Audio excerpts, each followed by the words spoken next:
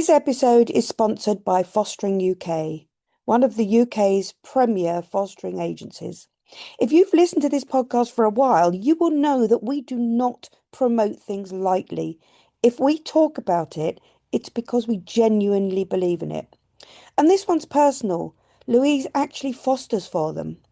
After years of difficult experiences elsewhere, particularly around poor support and lack of real therapeutic understanding for the children in her care, she transferred to Fostering UK, and they do exactly what they say they do. And that's rare in our sector. They are therapeutic foster care specialists. The support is real, the training high quality, the matching is thoughtful, and the relationships feel human, not corporate. They focus on quality, proper therapeutic training, minimal placement breakdowns, and genuinely putting carers and children and families first. So, whether you're completely new to fostering or you are an experienced carer feeling unsupported and thinking about transferring, this could be very, very, very different for you. If you'd like a personal introduction, you can email us at sarahanderson@fosterwiki.com or louise@louise-allen.com. Right, let's get into this episode. Welcome to episode 17 of Foster Care Uncovered. The numbers continue to rise and we get hundreds of emails, messages and PMs and everything each week. And we're so thrilled to have your company today. If it feels personal, it is. It's you and it's us here today talking about mental health again. Good morning, Louise. How are you? Good morning, Sarah. I'm absolutely tip top, thank you. Yeah, I'm very well. I'm enjoying this funny season, isn't it? Where you don't know whether to put on jumpers, blankets, bikinis. One minute it's hot, but it's a bit like the menopause. Bikinis. I think my bikini days are gone. Well, they're okay in the back garden. I got a high Yeah. wall, no neighbours. Ah, yes. And you're looking very pretty in coral this morning. Yes, I do like coral. Years ago, Sarah, I used to teach fashion at a university, and as a sideline to bring in some extra money, I had a little article in the local paper, the Portsmouth News, and I ran a fashion column. And I also had a little sideline doing women's colours, and it's never left Ah, me. So this is my go-to when I'm feeling a bit peaky, a bit of coral. It perks me up.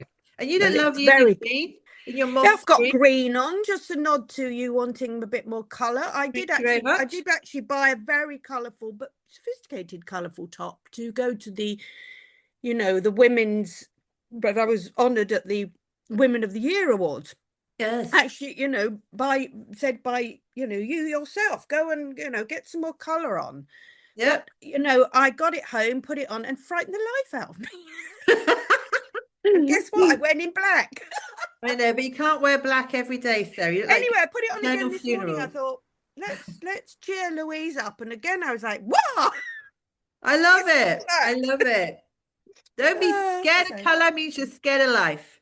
yeah, well, there might be something in that. That's for sure. Shall we get started? Let's do it. So before we go on to our mental health part 2, honestly, we could have part 10 of this.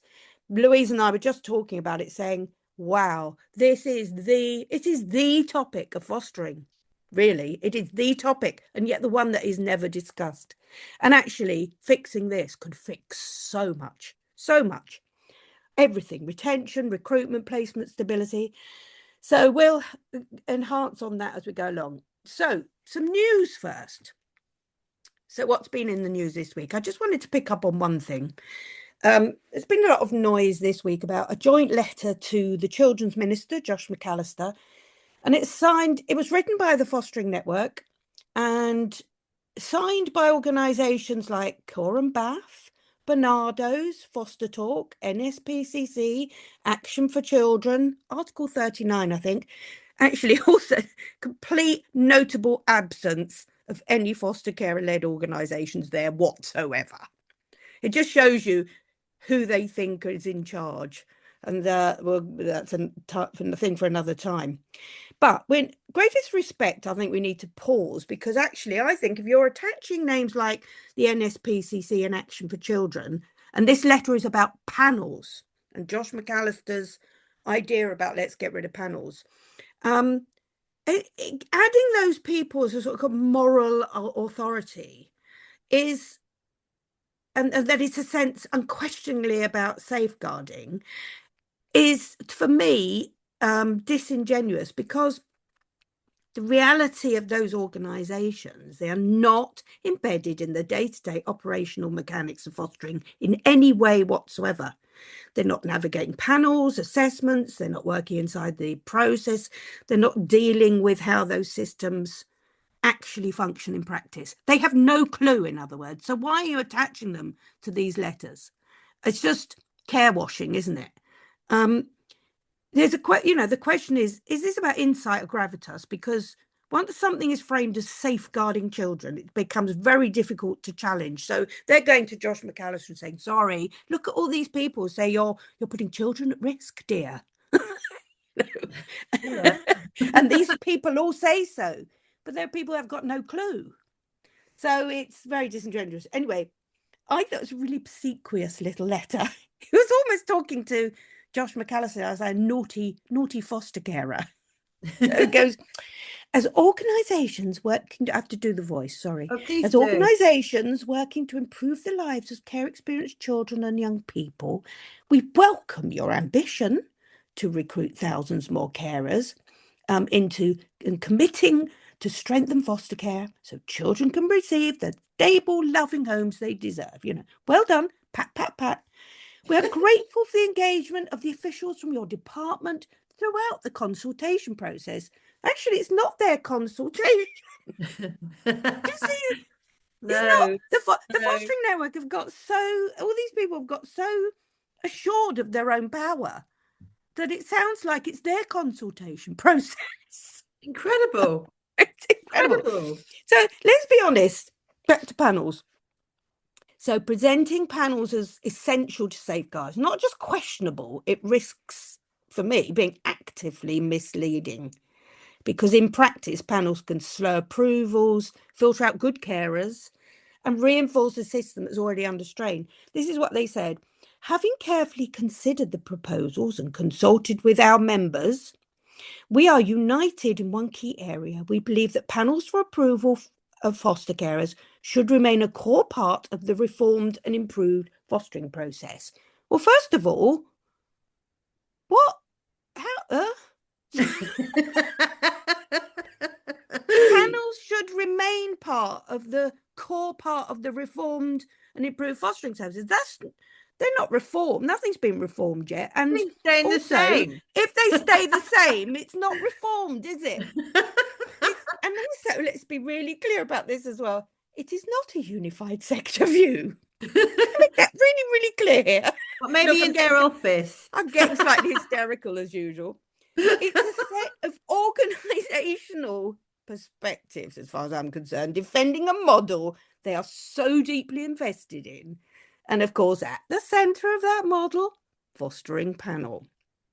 So isn't the technical debate is a much bigger question, Are we prepared to confront what isn't working? Because this letter describes panels as independent, robust, child-centred, all the buzzwords, isn't it? And it says here, fostering panels, this is from the letter again, fostering panels bring together a diverse group of professionals with knowledge and expertise from across the sector, many of whom are independent of the fostering service. The independent scrutiny that panels provide strengthens the quality and consistency of assessments. Really? Offering a level of I sounded like Scooby-Doo there. Offering a level of oversight that cannot be replicated solely through internal decision making.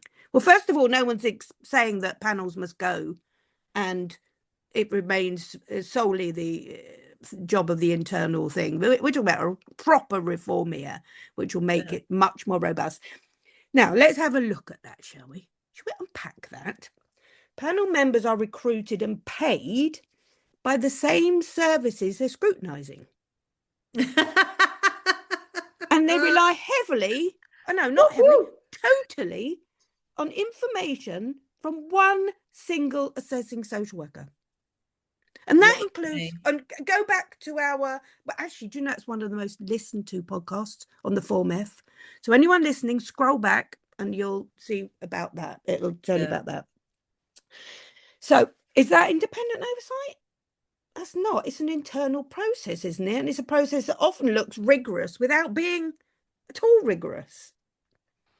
And the key question, if panels are such critical safeguard, then why are the outcomes still so dire?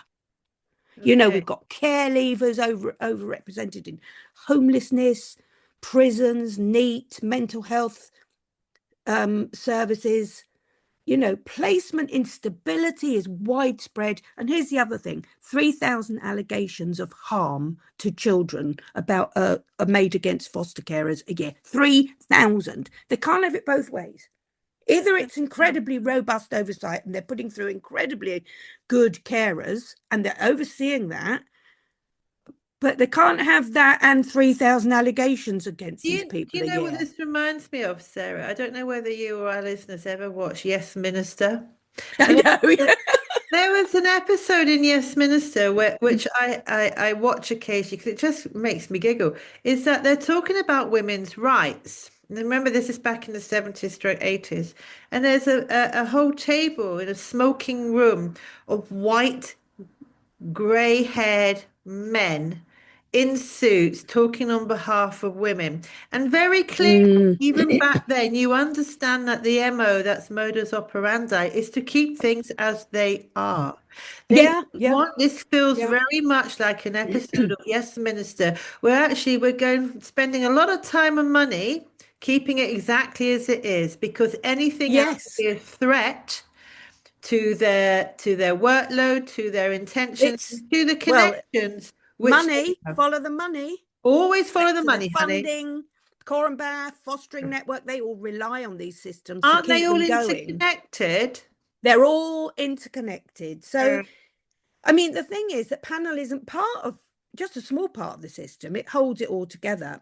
And don't forget, it's a long process, some 8 months or so. A panel is part of that hold up. Don't let them tell you it's not. It's like often they go, how often do you hear as a foster carer, well, we can go to panel, but it's not available for 2 months, 3 months. It's rife. So, and the other thing is 70%, as usually, drop out. We see what is it? Lots of figures, 140,000 inquiries a year. Only a fraction are approved. And of those, around a third leave not long after. So again, if their approvals are safeguarding and robust and getting the right people through, why are 30% gone in a year?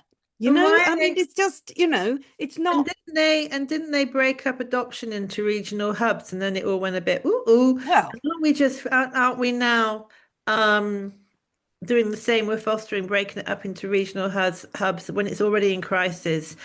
Yeah. I wonder, not too hardly, you know, the saying "follow the money" comes from that documentary movie, The President's Men. You remember that film? And I would recommend anyone watching that, along with Yes Minister, if you really want to understand what's going on, because nothing has changed. Same meat, different gravy. The most and that fostering network and Core and Bath and all that lot. I like the guy who's, you know, the one who the civil servant that talks to the minister and goes, absolutely, yes, minister, of course you're right. Absolutely, and well done, you.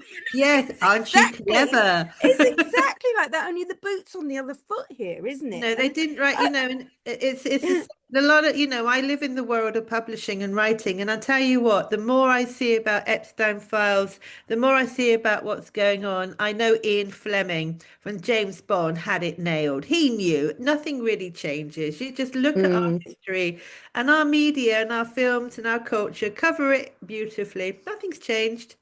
But we Yeah, but change it. we're different. We're not going to allow it not to change, are No, we? we're I mean, look at not. We're going this to bit as well.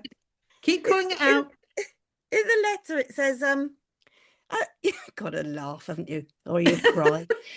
We can't. This bit. Many foster carers also shared with us how much they value the role that panels have played as part of their approval process, as they Who? make them as wait, I haven't even Who? finished. They make them feel validated. Oh, shut And I up. mean, what said no foster carer ever? Listen, what makes Ever. me feel I validated is the felt so paycheck. validated. It's obsequious. You speak to carers outside of that environment, you're in something very difficult, very, very different about panel, won't you? And validation. Do you ever hear of a social worker coming out of a serious job interview and saying, "Oh, they made me feel so validated"? And don't forget that our role is as serious as their role. Yeah, exactly. That's that whole underplaying Hey, thing, isn't it? It's as serious, maybe more serious are in you many saying that? Are respects. they saying then before we went to panel, we were feeling unvalidated as human beings, but now Well, sitting in front of a room Well, I of don't know, but I strangers, we mean, this now is feel mostly about, validated? this is mostly about the panel at the end of the assessment process, but I think it should have a wider implications to all panels. But listen to this. This is a really scary line that stood Go out for on. me. Panels also play a key function in ensuring adherence with legislation, guidance, standards, and local policies. What? If that's true, we have a really big problem. So I just gobsmacked at this one. That you've got right, panels are a small group of unrelated professionals. Yeah. They are not related to fostering, okay? No. Accountants, solicitors, teachers, Housing office. unrelated professionals. One foster care, random foster carer with Yeah. no knowledge of the deep thing, and how deep their knowledge is in legislation, I don't know. And one care leaver, with which the greatest respect, who have no idea about legislation, where they've got such limited oversight of the wider system as well. If legal compliance depends on that forum, then we're screwed. Well, I think we've been screwed for a very long time, Sarah. Let's look at the numbers disappearing. Isn't that scary? Terrible. But also, they're so arrogant. Do they actually realise what that admission said? Yeah. We know 50% of carers say that their services or agencies don't adhere to national minimum. That responsibility and accountability lies with the leadership, with the management teams, with the people overseeing and supervising those who are meting out policy on a daily basis, not with a random set of teachers, a random foster care and a care leaver. What? I know, it's like it didn't even, it was general. It wasn't even in this decision. It was general, and it goes on as well saying, then it goes on to say, there are sadly many serious case reviews that attest to what can happen if individuals who seek to cause harm to children are approved. Panels have existed through these serious case reviews, never been a guarantee of safety. Safety doesn't come from that single checkpoint, and nobody's suggesting that you don't replace it with something better. And let's be honest, what about the serious harm to children caused by the corporate parent itself? I know, and the whole letter was so telling for me. It was like a pivotal kind of, have we really got this far? And also that they are so arrogant, or maybe just it's a form of sociopathy, isn't it? That they without doubt, they have no clue about. It's a form of narcissism that they have no clue. They're so self-involved, and of course their power has gone totally unchecked for so long. Then the minister goes to them and the minister's gone to them to work with them, and that's a mistake that he doesn't realize. Even ministers don't realize. They think because they've got their mind on so many other things in fostering, they just presume, the fostering network, and they've got all those members, they must be the ones. Well, they don't realize it's tail wagging the dog. And it ends with therefore, minister, we respectfully ask you reconsider this proposal and stand ready to work with your officials to make more substantive improvements to achieve our shared goals to recruit more foster carers in the most effective way. Oh, It's that an might be. episode of Yes Minister, isn't it? It's just an yes. Oh God. So we'll leave you all with that to have a think about it. But I couldn't agree more. It's yes, minister, tied up with a ribbon, isn't it? It's just, but I would like to reach out to Josh McAllister and say, do not to be treated like that. I am his worst critic, one of his worst critics, but in a grown-up way. I don't do it like that. And I think that he has got the right idea about forms. He's not, the forms don't go far enough and they're a bit short-sighted, but he's right. We need to reform the whole sector. And I'm hoping to work with him in the near future more on how we can get Yeah. this really going right. Oh, right. Mental health, part 2. So, the impact of the system. I want to start with a quote here from, I've reached out to carers, any carers, not chosen ones, to send in little recordings of what, like we had last week with that foster carer. But one sent this in to me, and I think that before you can continue after that with the we feel overwhelmed by systemic pressures, blame culture, overwork, social accountability, blah blah blah. She said, I put this message out. She said, I'm not sure I can record anything for the podcast.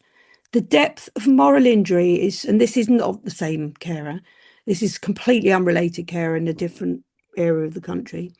The depth of moral injury is so great. I am only really coming to terms with just how profound it is and continues to resonate. 12 years of a life with somebody so deeply traumatized with no clinical support for either of us. The pain of separation and watching from afar as she destroys her life is so, so painful. So I asked her again if she might try and do a recording on it. And she said, I'll try, but I'm an emotional wreck. I just can't speak it without weeping profusely. And she didn't manage it. No, less. Wow. And I think this is where what we're talking about is real human emotion that the Yes Minister group have no idea about while they're sitting in their little offices up in London or wherever. We're on the front line, all of us, every day. And the levels of emotion are immense. It can be so overwhelming, and there is no support, is there? No, No, no, none of it, none of consequence, no. none. And I think that the systemic pressures of the blame culture, which we Yeah, work in, is is so it's so destructive. And it unfortunately, I'm sure social workers have to watch their backs, and yeah, I'm sure they're in just as much crisis as we are. I yeah. know that. I know they're overworked. I know that I speak to lots of foster social workers about how they feel, and I know it's very similar. So this isn't Mm, against social workers, but what happens is they know that they can blame us and nobody do mm, anything about it. mm. So everything gets passed down, from leadership to management to teams to social workers. And then they go, oh, no, but it was their fault. So we're all fine. Yeah, You've experienced that a lot. So systemic failings contribute to that stress, anxiety, and the fear of reporting struggles, the them and us, yeah. the them and us in our system, that affects carers' mental health acutely, the them and us. We'll get onto that in a minute. So let's talk about work-life balance, Louise. Yeah, yeah, let's do that. Okay. Well, let's pause for a second. Do you like my little introduction there? Yeah. Pause. Pause. Pause. Foster carers don't go to work. We are the workplace. Wherever we go, we are the workplace. As human beings, we are the workplace. We are data machines. We are therapeutic givers. We are cleaners. We are bottle washers. We are the emotional props. We are, as we move around in our homes and the community, we are the workplace. And the majority of foster carers are women. I think approximately 80%. Sarah, you might want to check that. Mm. You'd like to get your I facts. think it's 85 actually, last count. Oh, I was coming in on them. Yeah, erring on that side of caution. Yeah, so 85% I think. Don't women. quote me on it. I'll look it up. A Leave it in lot. the show notes. Yeah, a A lot, the lot. majority of. The most. Okay. Many are in their 40s and their 50s. Right in the stage of life where perimenopause and menopause are part of their daily reality. Now think about that properly. Right, so all of you women who are listening, now I'm speaking directly to you. I'm speaking to women who have periods, who have premenstrual tension, suffer with periods. I'm talking to the women who are perimenopause, and that can start in your 30s. I'm talking to all the women who are in the menopause and some women who have had the menopause and their bodies have completely changed. I'm talking to you because what we have on top, as well as fostering, is sleep deprivation. We are managing hormonal changes, experiencing brain fog, anxiety, and physical exhaustion, and then expected to provide regulated therapeutic care 24/7. Come on, guys. And I think it's important here that I point out that since I've been on my journey of fostering, I think I started in my perimenopause. I didn't realize it Mm. because you don't, it just creeps up on you, doesn't it? And suddenly you go, oh, why do my cheeks feel so hot?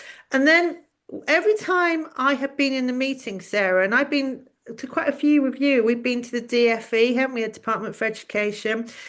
You've reported back about attending meetings with the main players, the main people who run the fostering world in this country.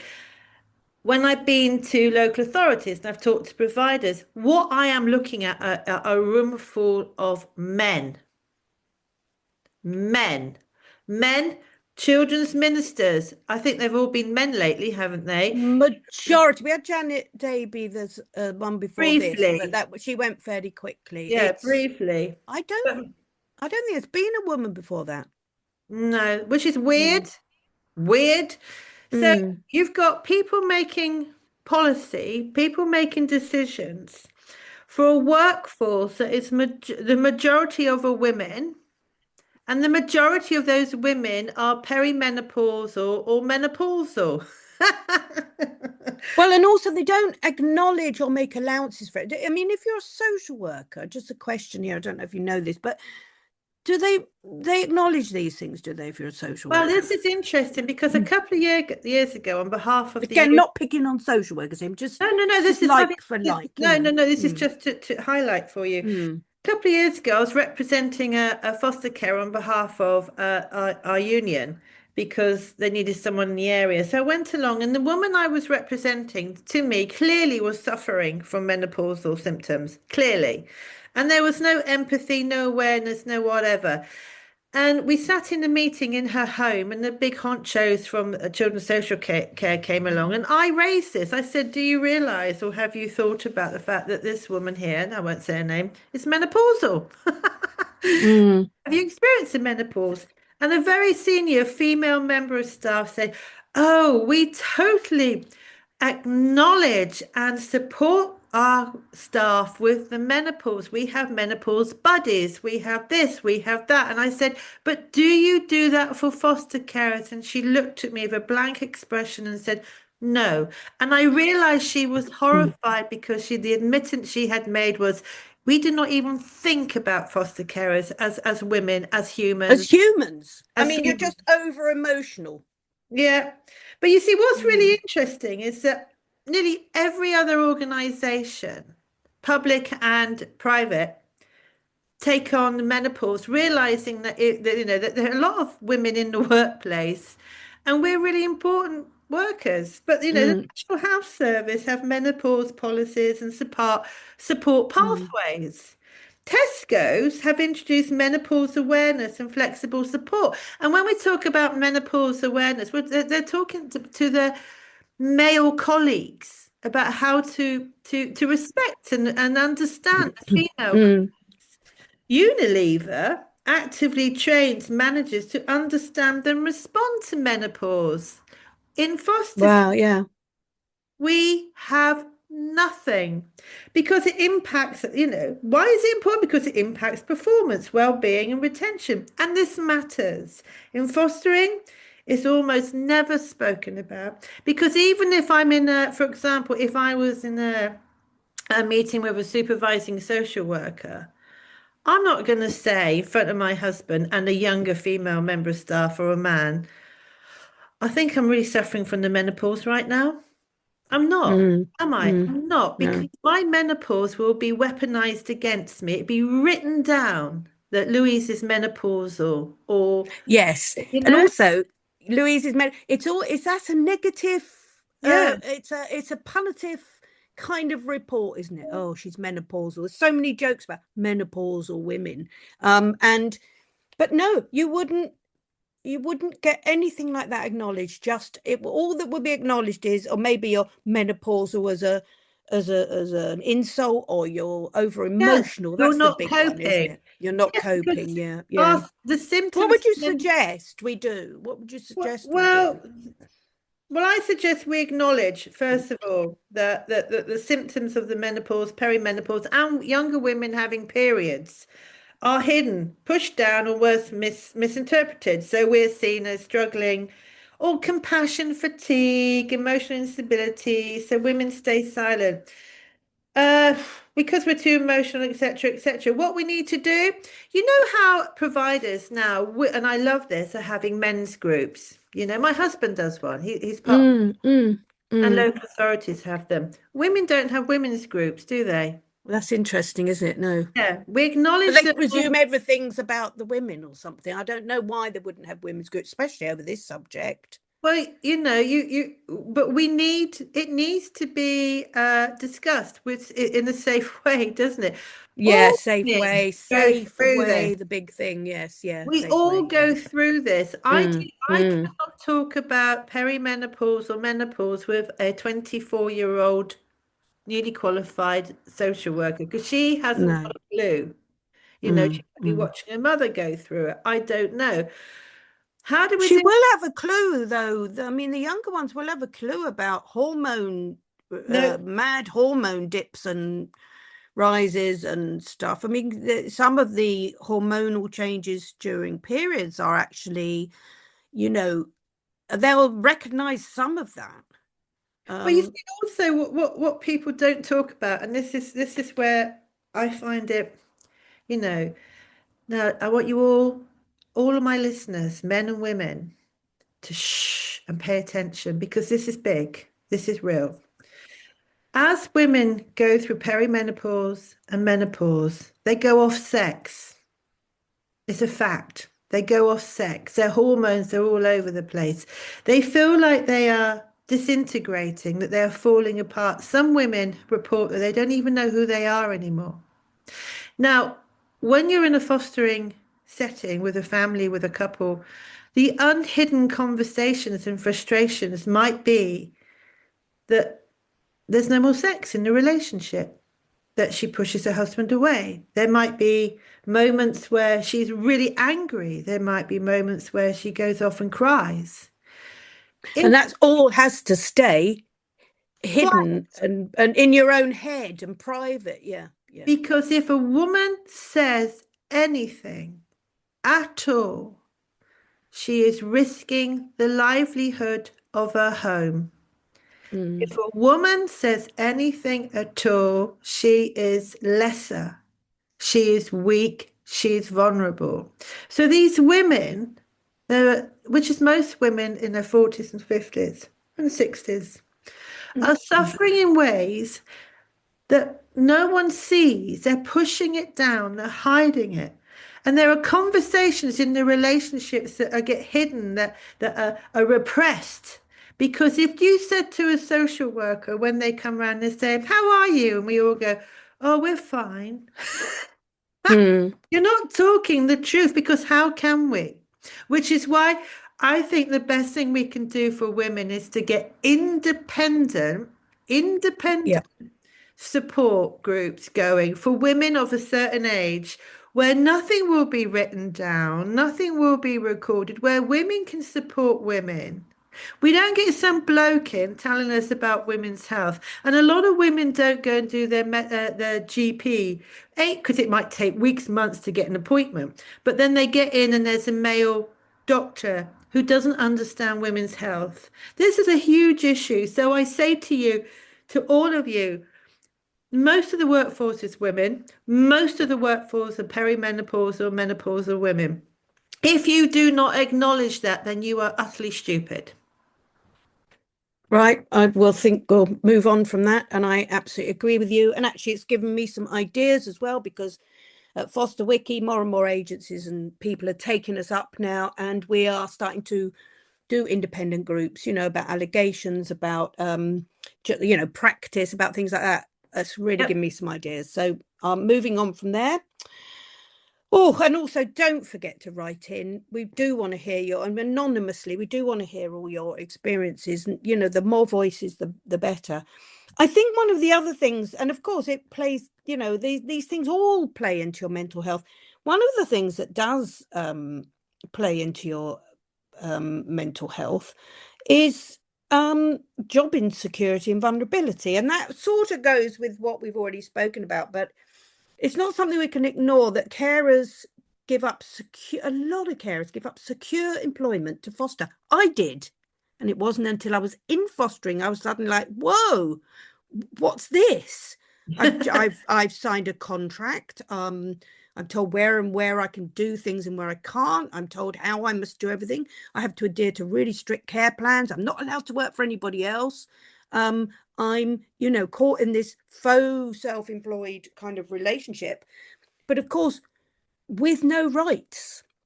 So the reason rights were brought in something like the late 1800s was because when you have somebody tied into a contract like that, that person needs some rights to go with it. Otherwise, you're stuffed, which Mm. many carers are.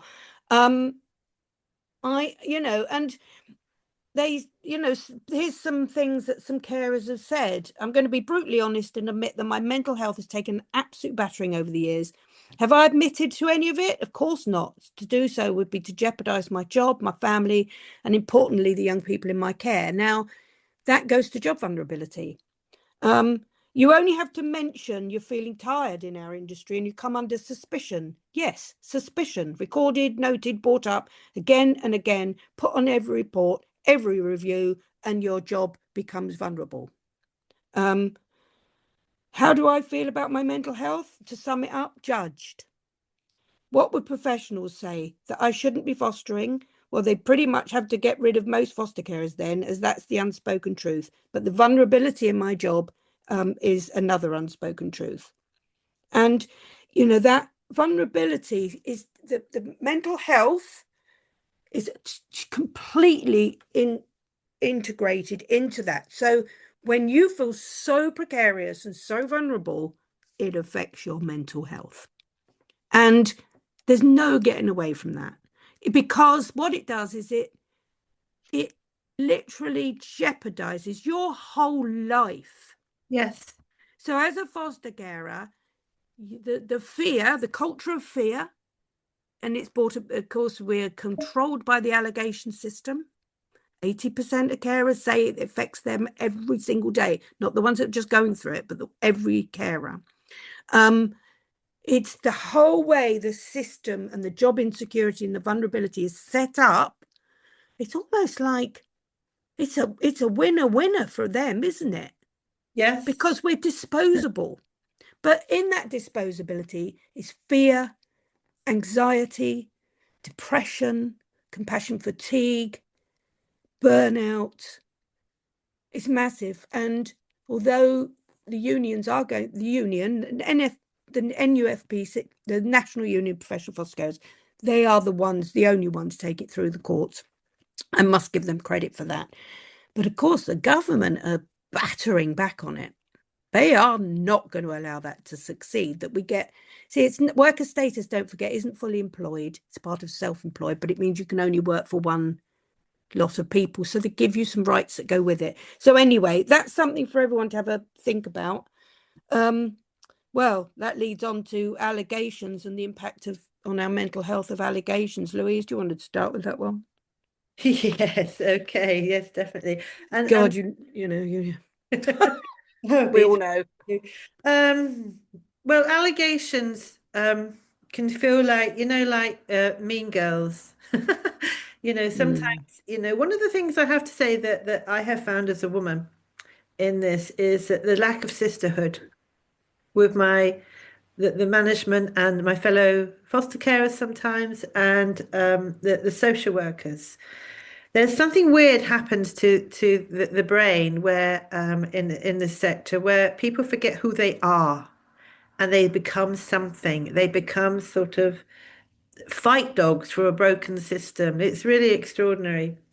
Now, allegations, and we also need to name something that is deeply uncomfortable here, is that foster carers work from home. When pressure, scrutiny, fear, and control enter this space, it doesn't stay professional, does it? Because when no. you are in your home and the so-called professionals come into your home, you are no longer a professional. You are a vulnerable person in your safe space, in your home. Yes. You know, it becomes deeply personal. And when it comes deeply personal, we don't talk. We're so scared of saying the wrong thing, which could jeopardize the child that is in our care, jeopardize our own children, jeopardize our career and our income. Huge stakes for something that might seem trivial to other people when they're deciding that an allegation is coming your way. And while this is not the same as domestic abuse, we are in our homes. Now, I think about, like you, Sarah, and like a lot of our listeners, I think about this a lot. And I'm always trying to find the comparisons of our world of foster care. And sometimes it does feel like domestic abuse. You have people coming to your home, and even when they're not there, the policies and the confusion and the lack of regulation and the lack of them staying with their rules creates a form of domestic abuse. But there are parallels in power and control that can feel inside the home. We end up walking on eggshells in our own home when it's just us, Mm. you know, Gosh, that's so true. Yeah. don't Yeah, we? yeah. In your own safe space, you're walking on Yeah, eggshells. we're And in fact, the terrified. space feels invaded regularly, doesn't it? And And not it just, feels invaded by allegations yeah, continually with that oversight of allegations. yes, It creates the climate of fear. it does. And you see, you don't just get it from the fear of allegations. The foster carers out there who have been in the situation I wrote about it in one of my books, is that a child who has got a smartphone given to them by their family is now recording you, who is now Mm, mm, provoking you into conflict so that their mm, parents can make an allegation against you because they perceive you as the system that took their child mm, away. mm, mm, The mm, fear of saying the wrong thing, and we are actors in our own home. We are no longer mm. comfortable. We are on guard in our own home. The constant self-monitoring we do to make sure that we're saying the right thing, doing the right thing in our own homes. The loss of safety in your own space. Yeah, no, I think that's a really good point. And it's, that shouldn't, that should make a stop, shouldn't it? Because no one Yeah, should and I feel, yeah, yeah, no no. one should feel under that level of pressure in their own home. Nobody, especially when they are providing care for vulnerable children. Because how can we authentically give our love, give our good emotions to people we are scared of doing that to because of the fear of allegations? You Mm, end up mm, with an artificial setting and you live mm. artificially. But we walking on eggshells around anyone is bad, bad news. Yeah. And Relationship. you'd people would push back on this and say, "Oh, it's not like that in my house, and I get on terribly well Yes, with men." But I would just yes, like to say, in fostering, because you and I are very long in the tooth, 16 years here, something 15 16 on years your here. 15 on yours. It's all right till it isn't. Yeah. And actually that massive drop is like within an hour. It's been wonderful. You're on the back of the buses, you're the poster child for the local authority or agency, it's all incredible. Bang, so yes, we think it does work in some places, but can I end this section on a quote sent to me by a foster carer and about this before we go on to the impact of the children, the impact on the children. Excuse me. One of the biggest tolls is the anxiety and anguish of continually looking over my shoulder due to the fear of allegations. The lack of professional recognition and respect, being left out of the team around my child, and feeling constantly vulnerable to losing everything, most of all the children. So I think that about sums that up, doesn't it? Shall we Oh, move on to the so impact on, powerful. the Yeah, impact on the children? let's look at that. I want to understand So about. I have a couple of sections here that are intertwined a bit, but Yeah. yeah, the impact on the children and self and co-regulation. And then I think we'll go to a break because we're already only part way into our script. I think this is section 3. And we always said there'd be a episode 3 on this, didn't we? So the impact on the children. So this is the bit that gets missed or weaponized. Okay. You'd say, oh, if the impact of your mental health on the children is blah and we need to stop you. That's not what I'm talking about. So what I'm talking about is if foster carers' mental health is affected by fostering, there's only one thing to blame. So let's not get this. It's not the carer that is to blame, because let's face it, let's go back to panel. They all got approved through panel as robust and resilient and, able to foster and wonderful getting to fostering. So if their mental health has deteriorated during their fostering career, there is only one thing to blame. And because mental health is affected by fostering, okay, lack of support, lack of early intervention, no mental health maintenance, let alone acknowledgement, the climate of fear for speaking out, education, lack of training in mental health awareness, access to therapeutic sessions, trauma. This is the other big thing. No social workers and systems are trained in trauma, themselves. And I love all this. They've all gone all relational. I don't know if you've noticed it. There's some company going around at the moment. It's all over LinkedIn, of course. We had the most incredible, the new relational education. We had the most incredible relational education with all the social workers in Northeast Doodah. And we all sat around and you're like, relational with who? Each other. Because that is not happening on the front line. And so it's this kind of picky relational where we're all lovely and relational with each other. Doesn't impact the children, doesn't impact the carers, nobody, just each other. And it's a lovely bonding day for them all, with this silly company making huge amounts of money doing it. And I have challenged one of those companies before, and they say, every little helps and we'll keep plugging away at it. Well, no, you're actually just doubling down on a shitty system that's not working. So anyway, it's not, let me say that really clear to you foster carers out there. It is not your fault. Okay. Nope. If a carer does step forward to think of the children, but not the way they should be putting support in, as I stated, to help foster carers so that they can be helped in their mental health for it to be more robust. Why don't they? I guess that would, you'd have to admit, if you put in mental health support, you'd have to admit that you're failing, wouldn't you, really? And it's easier to blame foster carers, bounce children around the system, re-traumatize them, and exacerbate lifelong attachment issues than even admit that they haven't supported foster carers properly. That's the culture we work in. So the impact of the lack of support for carers' mental health on the children.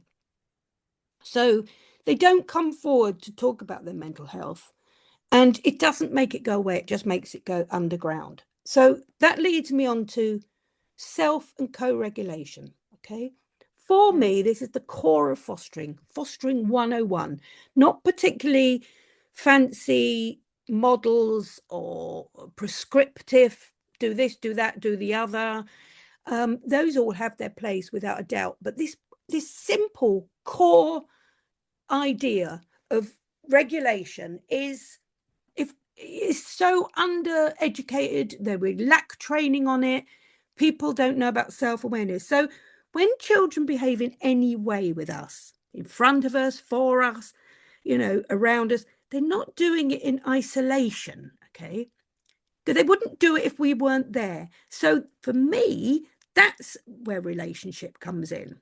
Okay, the relationship the child has with us then promotes them to behave in a certain way, anything, and it's a lot of it's projected. Anger, grief, loss, frustration, how that escalates or de-escalates, or how the child feels and takes it forward, is up to the adult. Okay, and that requires being trauma informed and responsive, but most of all, it requires something really simple in that moment. It requires self regulation. Now, if your mental health is in a bad way, and this isn't your fault, not even a bad way, but if it's affected by anxiety, all the things we've just spoken about, you can't be self regulated. So, if self-regulation is easy, it's not. People, it's not. It's impacted, and many of we will try and get an expert on actually what we've been trying to get Mina Young-Bear on for a while, but she's incredibly busy with her own podcast, which has really taken off. But she is I would say, one of the leading experts on co-regulation in this country. So if we lend our calm to a child who doesn't yet have their own, in our tone of voice, our pace, our facial expressions, the way we respond in those moments of stress are so important. It's everything. But you can't self-regulate and be calm and be all those things if you're feeling anxious, depressed, perimenopausal, menopausal, feeling and unaddressed menopausal feelings, or you're feeling, you've got moral injury or you're neurodiversity. No, 30% of carers are neurodiverse, but there isn't one. Yeah, hand up there from Louise. But there's no reasonable adjustments made for carers who are neurodiverse. It's not even acknowledged. When a child's dysregulated, shouting, withdrawing, shutting down, brain in survival mode, a carer cannot reach their point of self-regulation if they're affected by all of these issues. So that doesn't do the child much good, does it? No, it doesn't. Let's come back to the menopause for a moment. And thank you for that, Sarah. And co-regulation, I think we could do a whole podcast on that, couldn't we? Mm. Imagine, let's come back to the menopause. And I want to just say, I just want to put in here for a bit of fun, is, the great Margaret Atwood, who wrote The Handmaid's Tale. She is famously quoted for saying, menopause, a pause from men. Which I was thought, You're on one today, aren't you? I am. Do you know what it was, Sarah? It's like when You're on one today. I am on one today. It's like, it's just like all the times when I look at all the names involved in the design and structure, the architecture of the fostering system and the predominance of men, it made me go back to the Victorian times when you had those sort of hobbyist doctors who used to sort of cut arms and legs up and do lobotomies on women and call them hysterical because they don't understand. And if you don't understand that the majority of your workforce is perimenopausal, menopausal, you're really doing yourself a disservice because you're not getting the best out of them, are you? So let's No. go back to the menopause. Imagine being in any other job at all and experiencing interrupted sleep every night, heightened anxiety, emotional intensity, and physical discomfort, and being expected to not just function, but to be endlessly patient, regulated, and responsive to trauma. As you said, how can we authentically co-regulate? And honestly, I know so many women who do. What miracle workers are they? They Yeah, I mean, it can be done, but love bag. you've got to have education understanding around it as well. Nobody trained you in this. And do you know where it all comes from? Self-regulation, self-awareness. Yes. Where is the training? I mean, obviously, I'm going to give us a plug here because all of our training at the National Foster Carers Qualifications involves all of these things why? Because it's so helpful to carers fostering, not just to the children, because if you're okay, that will have a knock-on effect to the children anyway. That is everything. Of But course. to know where you can get to a place of okay through education and support is Yeah. everything in fostering, everything. And it's about self-awareness, isn't it? It really is. And imagine in all the other workplaces, what we've just been talking about, the lack of sleep, the heightened anxiety, the emotional intensity, and that's just, that. And then you add on the trauma of living with a child with complex post-traumatic stress disorder and all the rest of it. And, what would happen? That would trigger adjustments, conversations, and support plans. Yeah, yeah. Look. We've running late as usual. Let's go off to a break, and when we'll come back, we'll talk about what can be done, and just a brief thing about understanding, acknowledging feelings. But I think that's going to be a podcast on its own. So yeah, we'll go off to a break now and see you after the break.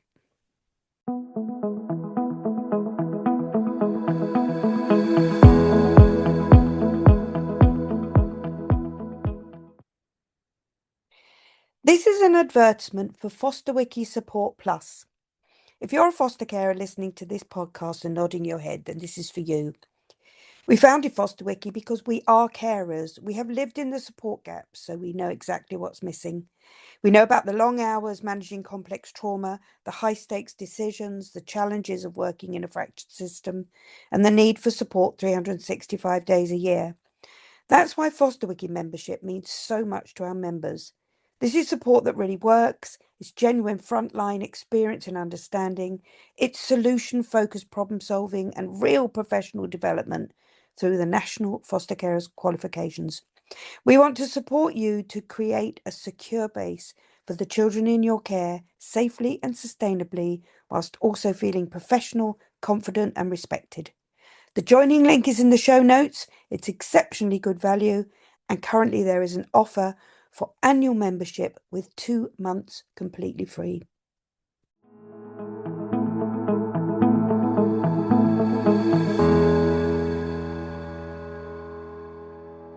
Welcome back. Listen, we haven't covered everything. It's too huge. So please contact us for things we've missed and things you'd like us to talk about, whether you're a foster carer or a fostering provider or just somebody who's just interested. And a lot of people are listening to this now because they're just interested. Now let's talk about solutions. What should be done and how? Good one. I'd want to say just before I go on to that, I think that we ought to do a separate podcast on this and a couple of other things. Understanding and acknowledging feelings about children in care. We have this, I don't want to hang on this one, because like I say, we can do one on it, but so much propaganda that fostering is like, Orphan Annie, isn't it? Little Annie turns up with a pink suitcase on the doorstep. She perennially stays age 6 and we all live happily ever after. And of course, that whole suggestion that we must love every child, or we do love every child that walks through the door, we love them. And if we don't, we're some kind of, villainous, horrendous person. I think we need a whole section on that as well, because acknowledging feelings about children and not trying to fit into other people's perception of what we should be or be doing is really important. And it's important for the children as well. I'm really glad you said that because ever since I've been fostering and I've had those quiet moments with my fellow foster carers, when there isn't a social worker lurking about, it's a very hard one to say that child is really annoying me. And and children, someone said to me, children are like adults, you don't have to like them all. No, but that doesn't mean we don't nurture them. No, we do And I right think by that's a them. really, really We important part of always it, you know. try and do Yeah. right I by mean, them. some you fall in love with completely and utterly, Yeah, and remain in love with, but some, you know, let's do it on another day because I we could go on forever about we really the could. reasons for that, yeah, and how children feel about us. So let's, excuse me, go to our solutions. Fostering providers and mental health support. I'd say that recognition, acknowledgement is the right place to start, without a doubt. Good Yeah. fostering providers will understand a carer's mental health, won't they? And the safeguards and the placement and the support that is needed. They should, my suggestion is normalizing conversations about mental health, providing proactive support, and treat it as standard practice, just as they would for their wider social care staff. And we've hit on that a bit as we're going along, but it's not a difficult thing to do. But acknowledge, and also mental health maintenance, mental health prevention. It's not, you know, it gets to the stage where it all breaks down and then children get bounced around the system with, you know, affects their attachment issues forever. You know, it's almost like we're an emergency service when it all goes wrong. And of course, it's never put down in a positive way to mental health and carers needing some more support to carry on. Children are taken away, they're told that carers are told they're too emotional and they're deregistered. So for me, early intervention matters. I agree, and I'd like to bring this back to to some more awareness about women and girls having periods. Let's be how many of us have looked after teenage girls and young girls who have started their periods, and we're all juggling their hormonal emotions. So I want to bring this back to that and perimenopause and the menopause. So good practice. This is where change needs to happen. So, what I would like to see are open, normalized conversations about the menopause, the periods, and the perimenopause. Training for supervising social workers to understand symptoms, understand, not judge. Access to specialist support where needed, adjustments without stigma. This is all our lives, our mothers, our aunties, our grandmothers, we've all doing it. All do it. How many teachers are in the workplace going through it, nurses, so on. We're just the same. Recognition that this is part of the workforce reality. Yeah, and I think we think it's very, very important, but I don't want to miss out the men in this equation, the diverseness of foster care, and how foster carers need support against, you know, support, not be discriminated against. There's a lot of discrimination still in foster care, an awful lot of it, whether that be, the LGBT community, whether it be black and, about heritage, stuff like that. There is so much discrimination still in foster care. And I Oh, hear some terrible examples every day, and that oh must yes. stop. Men, definitely, we have excluded them a little with the lots of menopause speak, which is very important, but they have a difficult role as well. Very often they're the peripheral role. I'm not saying that no, there are single men carers. There are a lot in the gay community, which is fantastic, but there are many men like my husband, like your husband, like a lot of husbands who have this periphery role where they're included, but they're not included. They're definitely not paid. There's only one payment. And they are expected to go training on the weekend, on the weekdays where they can't take time off work. A lot of self-employed amongst our men, so, and also that they are just an afterthought. Their mental health certainly doesn't get supported in any way, shape, or form. And they're probably that male thing of being expected to be the robust ones and not talk about their feelings and stuff. So, yeah, I agree. This goes across the whole of our sector. And so, what do we need? Well, first of all, we need safe spaces to talk. We need environments where we can discuss mental health safely. We need counsellors, independent peer support, nothing like it. And we supply that at FosterWiki. Independent peer support, confidential spaces without fear of judgment or repercussions. So, so important. And yet, do they exist? What have you found?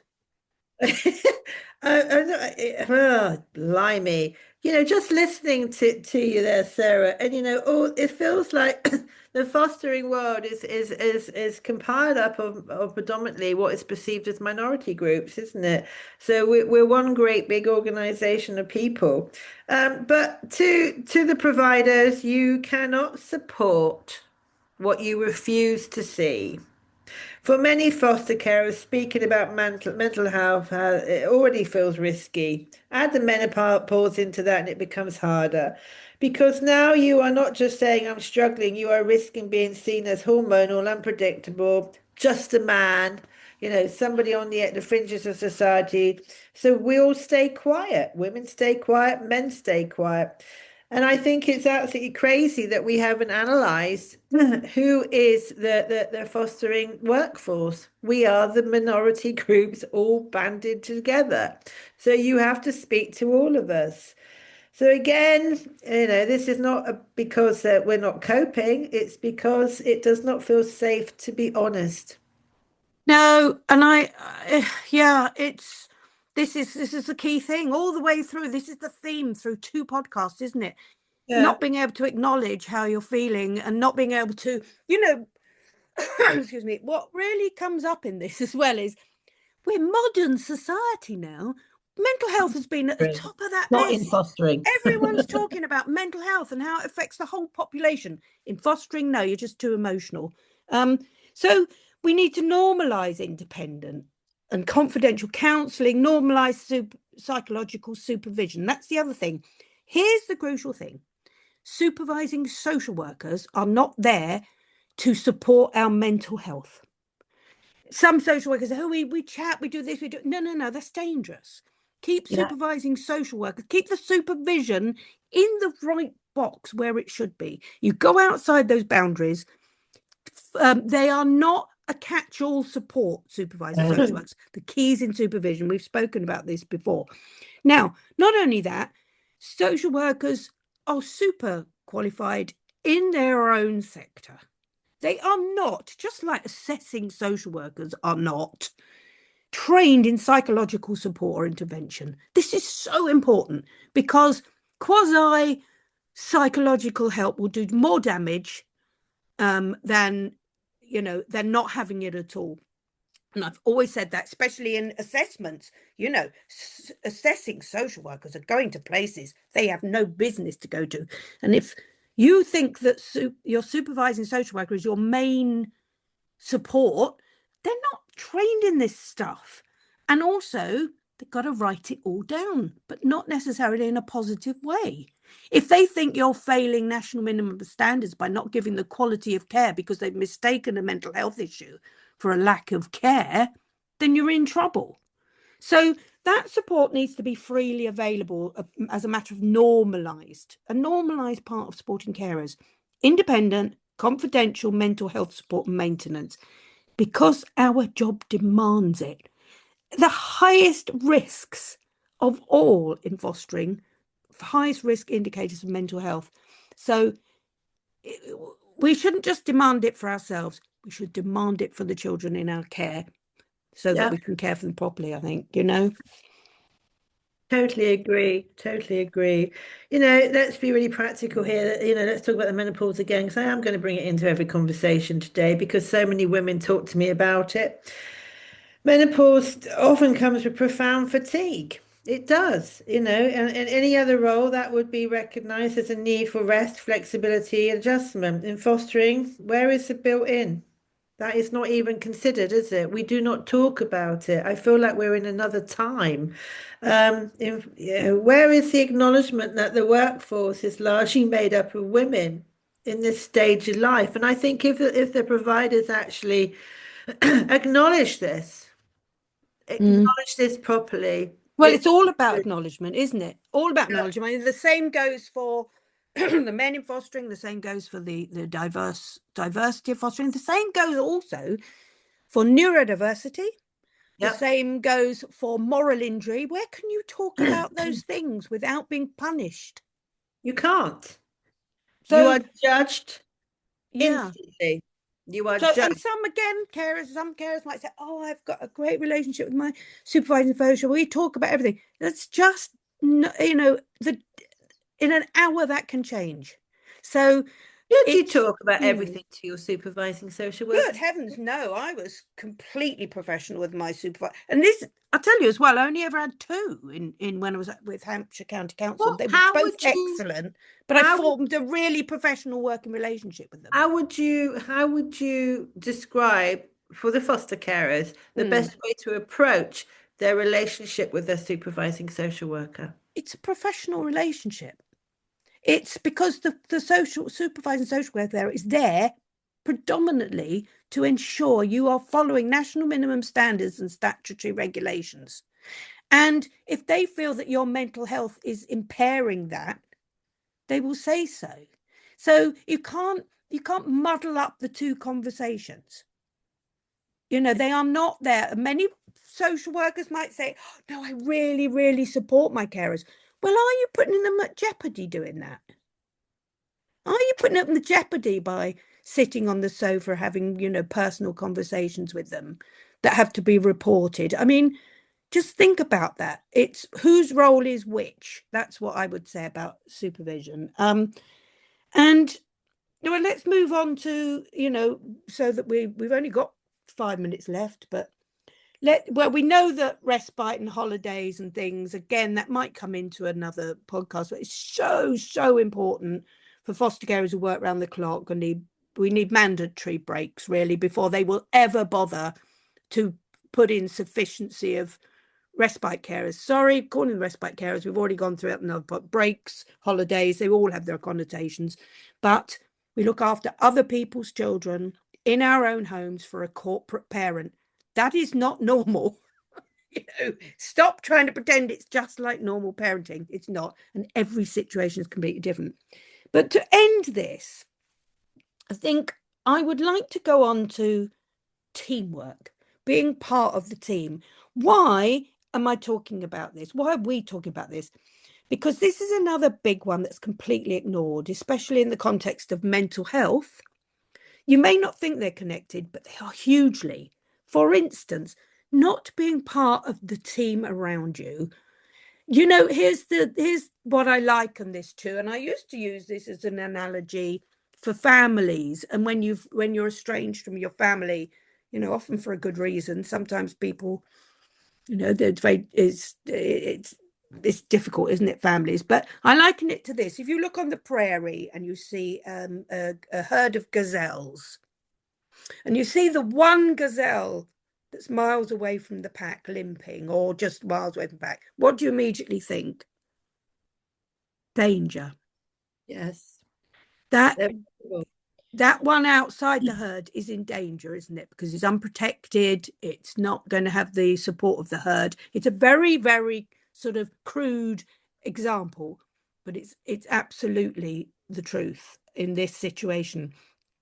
If you are excluded from the team you are working with, these are the things that affect your mental health: exclusion, frustration, moral injury, watching it all unfold in front of your eyes and powerless to change it, disrespect, communication you're not included in, the fact that the support team extends to themselves but not you.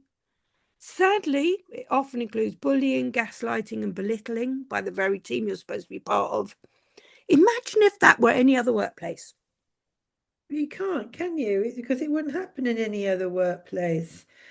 In the past, there were industries where workers were expected to just get on with it, no matter what conditions are told or the costs. And we are, I think, the only sector where that is still perceived the norm. Mm. I feel, when we analyze what we do, we are dehumanized over and over again, men and women. And if we're dehumanized, what are we doing to the children in our care and our own children? And the children who come into care have also been dehumanized. So where is the arrogance? What is the arrogance from people who have never experienced any of these emotions? And let's be honest, fostering is all about feeling and emotion. So is adoption, so is kinship, so is special guardianship. This Yeah. whole sector is built, framed on emotions and feelings.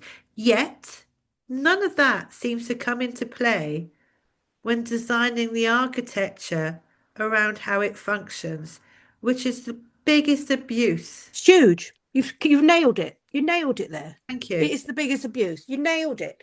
And, you know, if we're not part of the team, what are we? And also, this goes down to as well the whole thing that carers are clamoring for all the time, the feeling of professional inclusion.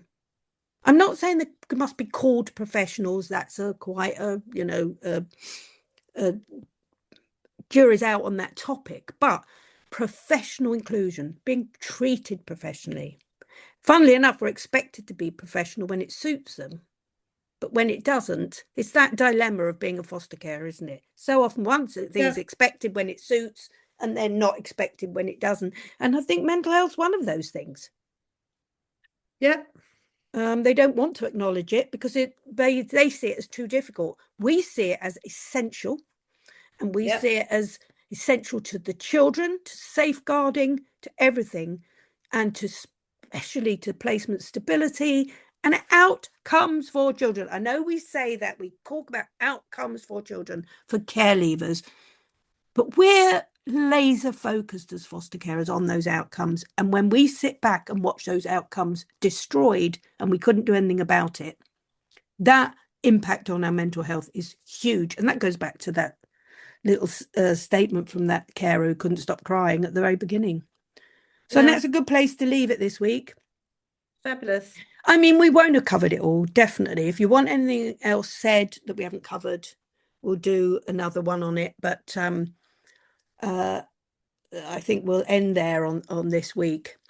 So, Louise, thank you to everyone who's listened. I mean, thank you. The numbers are extraordinary. Oh, and I forgot to say at the beginning, I was scrolling through the Facebook and saw this particular people on Facebook who've got, 250,000 followers and all the rest of it. They have a podcast and they excitedly put up a picture about all the trending podcasts and circled theirs and said, "We're trend. My God, we can't believe it. We're trending on Apple Podcasts." Next to it was ours. So I know. And whatever thank that you. means, I don't know. But we And, are now trending on Apple Podcasts. yeah, I love it. And thank you to our wonderful listeners. It's over Mm, 18,000 downloads, which, I can't get my mm. head around that. No, I know it's A lot of incredible. people. And I think, I hope we are reaching our fellow foster carers, and I hope we speak with you. And please continue to let us know what you want to talk about. We're not going to pussyfoot. We don't do this to be liked by the great and the good. I think Sarah and I are well past that stage or need. Mm. What we what we are here for is because we want foster carers to feel better about the work they do, to feel heard, and to call it all out, to reframe, Well, and and to be, start recommending fostering again. We're yeah, not here to destroy fostering. We're here to say this is what's wrong. Let's fix it because we know that we can have the most first class fostering sector in the world if we yes, try. It's yes, really, really possible. We let's are do it. pro recruitment. I just do a little shout out to our sponsors actually who are been faithfully sponsoring us. Fostering UK, thank you for your Woohoo! sponsorship. Yeah, and also any carers thinking of transferring, I will put in the show notes. We've had so many people come to us to foster, which haven't been in Fostering UK's purview.